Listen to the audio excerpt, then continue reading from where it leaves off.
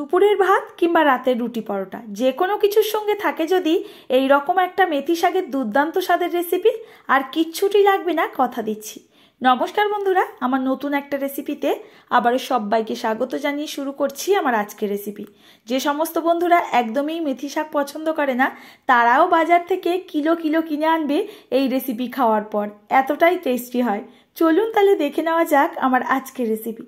প্রথমে আমি এখানে নিয়ে নিয়েছি কিছুটা পরিমাণে মেথি শাক, একেবারে কিন্তু আমি বেছে ধুয়ে নিয়েছি। মেথি শাকের এই রেসিপি তৈরির জন্য আমাদের শাকগুলোকে খুব ছোট্ট ছোট্ট করে কেটে নিতে হবে। আপনারা বটি দিয়েও কেটে নিতে পারেন, তবে আমি এখানে ছুরি দিয়ে এভাবে করে কেটে নিচ্ছি। বন্ধুরা, আজকের রেসিপি একদমই স্কিপ না করে দেখবেন। আশা করছি আপনাদের কাছে এই শাকের রেসিপিটা ভীষণ ভালো লাগবে। আর এই মেথি শাকের রেসিপিটা আগে কখনো খেয়েছেন কিনা এইভাবে বানিয়ে আমাকে কমেন্টে জানাতে কিন্তু একদমই ভুলবেন না। তো দেখুন বন্ধুরা, আপনাদের সাথে কথা বলতে বলতে আমার শাকগুলো কিন্তু প্রায় কেটে নেওয়া হয়ে গেছে।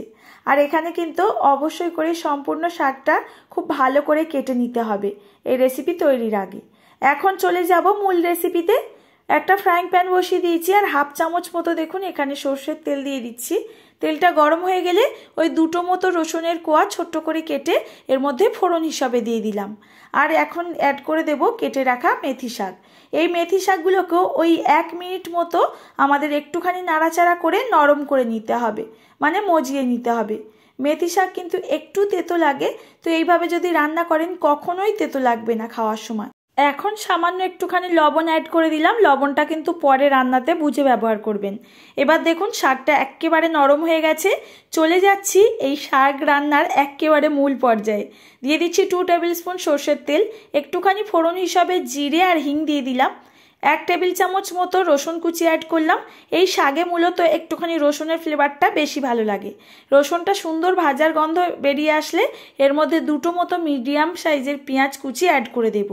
পেঁয়াজটাকে কিন্তু একেবারে গোল্ডেন ফ্রাই করে নিতে হবে। যতক্ষণ না পেঁয়াজটা ভালো মতো ভাজা হচ্ছে এর মধ্যে কিচ্ছুটি অ্যাড করব না। এখন দিয়ে দিচ্ছি স্বাদ মতো একটু লঙ্কা কুচি আর একটা টমেটো কুচি। এবার এই মশলাগুলোকে ভালো করে একটু টাইম নিয়ে কষিয়ে নিতে হবে। যতক্ষণ না টমেটোর কাঁচা গন্ধ যাচ্ছে এই মশলাটা আমরা একটু কষিয়ে নেব। এখন বন্ধুরা মশলা খুব ভালো মতো কষানো হয়ে গেছে। এর মধ্যে স্বাদ মতো লবণ, পরিমাণ মতো হলুদের গুঁড়ো, কালারের জন্য কাশ্মীরি রেড চিলি পাউডার, জিরে গুঁড়ো আর একটু ধনিয়া গুঁড়ো অ্যাড করে দিলাম। এই মশলাগুলোকে খুব ভালো করে কষাবো যতক্ষণ না এরকম তেল ছেড়ে আসছে। তেল ছেড়ে আসলে মশলার থেকে এর মধ্যে 1 টেবিল স্পুন দিয়ে দিচ্ছি বেসন। এখানে বেসনের পরিবর্তে আপনারা ছাতুর ব্যবহারও করতে পারবেন। এবার মশলা কিন্তু গ্যাসের ফ্লেমটা লোতে রেখেই কষিয়ে নিতে হবে। আর এই সময় যদি মনে হয় আপনাদের একটুখানি মশলা লেগে আসছে, সামান্য একটু জলের ব্যবহার করতে পারেন। তো দেখুন এখানে ভালো মতো মশলার থেকে তেল ছেড়ে আসলে 2 টেবিল স্পুন এখানে ফ্যাটানো টক দই অ্যাড করে দিলাম। বাটি ধুয়ে সামান্য জলও অ্যাড করে দিয়েছি। এবার মশলাটা খুব ভালো মতো কষিয়ে নেব।